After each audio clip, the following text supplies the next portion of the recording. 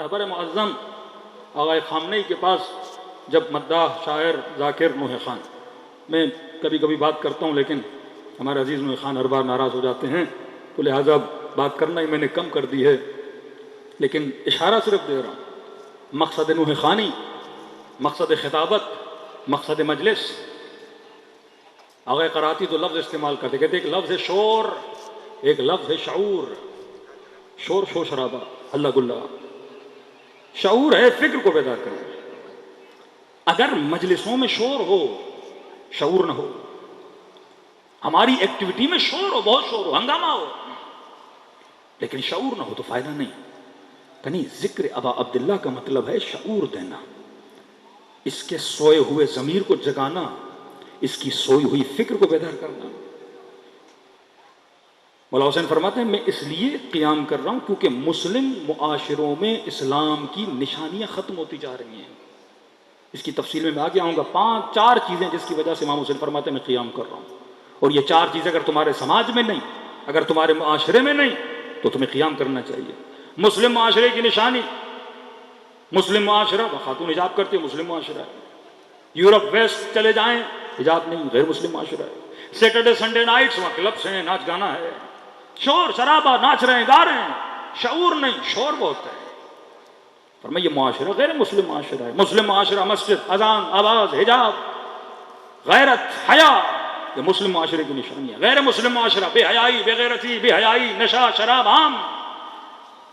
اگر وہ ساری چیزیں میرے معاشرے میں آ رہی تو مسلم معاشرہ نہیں۔ معالم الاسلام، تاکہ اسلام کی نشانیوں کو بلند کیا جائے۔ یزید النشانیوں کو ختم کرتا جا رہا ہے۔ اب رہبر معظم ان نوح خانوں کو کیا پیغام دیتے ہیں؟ کہتے ہیں کہ تمہاری شاعری میں نوحہ بناتے ہو، شعر بناتے ہو، اس کے اندر عرفان ہونا چاہیے، معرفت۔ قالب شعر، شعر جب بنتا ہے کہتے ہیں نا آپ بہت بڑے مطالب کو ایک کوزے کے اندر بند کر سکتے ہو، ایک شاعر کا یہ کمال ہوتا ہے۔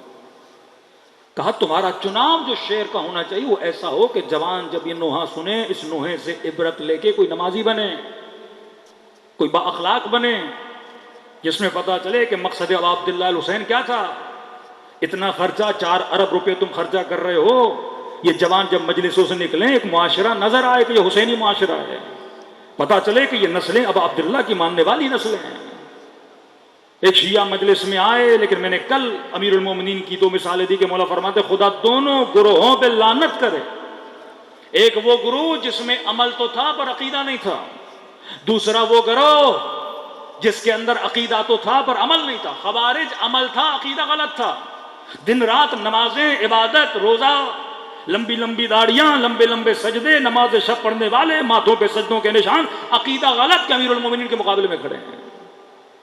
کہ اللہ ان پر بھی لعنت کرے، یہ افراط میں چلے گئے۔ کہ دوسرا طبقہ تفریط میں چلا گیا۔ کون سا طبقہ؟ طبقہ مرجعہ، جو کہتے تھے دل پاک ہونا چاہیے، عمل کی کیا ضرورت ہے، بس دل پاک ہو، بندہ نماز پڑھے نہ پڑھے کوئی فرق نہیں پڑتا، خاتون حجاب کرے نہ کرے کوئی فرق نہیں پڑتا، جس باپ میں یہ تمیز نہ ہو کہ بیٹی کا لباس کیسا ہونا چاہیے 7 سال کے بعد۔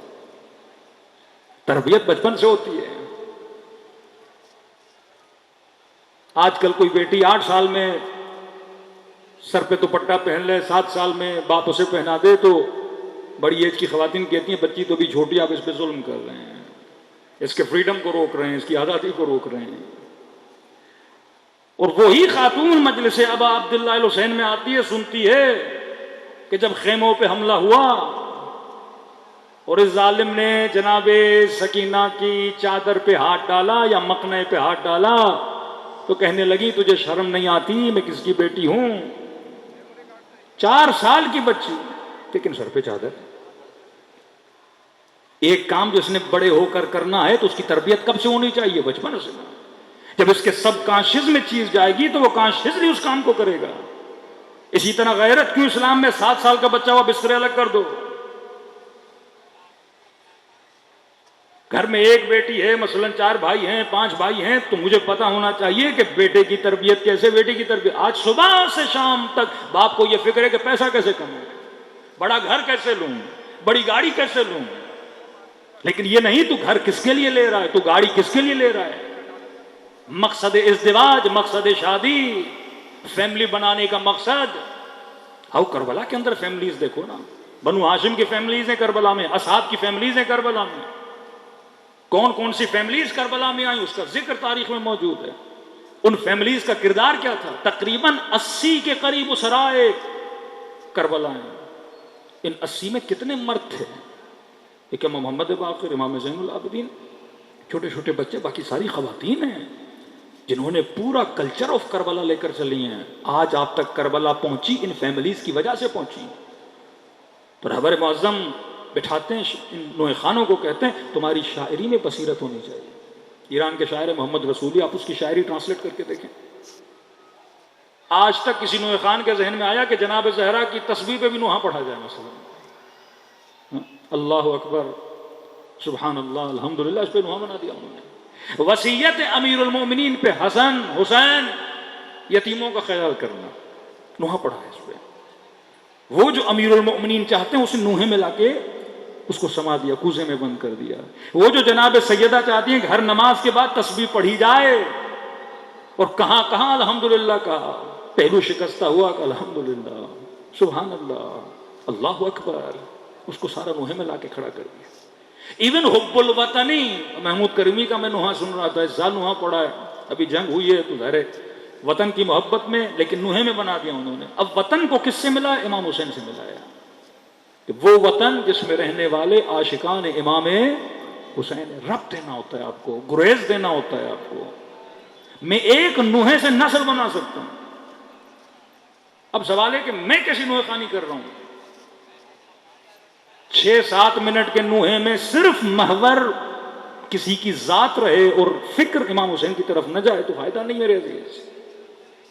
کسی خطیب کو یہ توفیق نہ ہو کہ 10 منٹ ولایت پہ پڑے، وقت کی ضرورت پہ پڑے، لیڈرشپ پہ پڑے، وقت کے ظالموں کے خلاف پڑے. بعض خطیب تو بھر جاتے ہیں کہ آپ کا کیا کام مجلس امام حسین میں اسرائیل کا ذکر کیا جا رہا ہے. جناب امام حسین یہی سکھاتے ہیں کہ ظلم کے مقابلے میں کیا ہو جاؤ؟ کھڑے ہو جاؤ. کربلا اگر میری بیٹی کو باحجاب نہ بنائے، کربلا میری نسل کو اگر نمازی نہ بنائے، کربلا اگر میرے جوان کو غیرت مند نہ بنائے، کربلا کا مقصد کیا ہے؟ کلام امام حسین میں کربلا نظر آتی ہے کہ اپنی شاعری ایسی کرو جس سے نسلیں بنیں. چھٹے امام کی زیارت، حضرت السلام علیکم ایھا عبد الصالح، زیارت میں درس دے رہے معصوم، طرز فکر معصوم کو پڑھو. یہ بھی کہہ سکتے تھے نا عباس تجھ پہ سلام، فرزند علی تجھ پہ سلام، حسین کے باوفا بھائی تجھ پہ سلام، لیکن نہیں، صفت بتائی، گریز دے رہے ہیں. السلام علیکم ایھا عبد الصالح، اے بندہ صالح تجھ پہ سلام. المطیع للہ ولرسولہ، جس نے اللہ کی اطاعت کی، رسول کی اطاعت کی، امیر المؤمنین کی اطاعت کی، اپنے امام کی اطاعت کی. عباس کون جو مطیع، عباس کون جو عبد صالح. آؤ زیارت جامع کبیرہ. وسجیتکم الکرم، معصومین کی صفت کا مولا آپ کا اخلاق ہے لوگوں سے کرم کرنا، آپ کا اخلاق ہے زیارت امین اللہ. ساری صفات اور نشانیاں کہ معصوم تجھے کہاں لے جانا، خط دے رہے ہیں تمہیں، لائن دے رہے ہیں تمہیں کہ زندگی میں تم کس خط پہ چلو گے تو اہل بیت کے ماننے والے بنو گے. خطوط امیر المؤمنین، مالک اشتر کو جو خط لکھا، محمد بن حنفیہ کو جو خط، پورا نہج البلاغہ قانون و قوانین کی کتاب ہے. امیر المؤمنین نے فارمولے بتائے، تمہیں ایڈوانس میں بتایا اگر یہ کرو گے تو زندگی میں یہ ہوگا، اگر یہ کرو گے تو آخرت میں یہ ہوگا.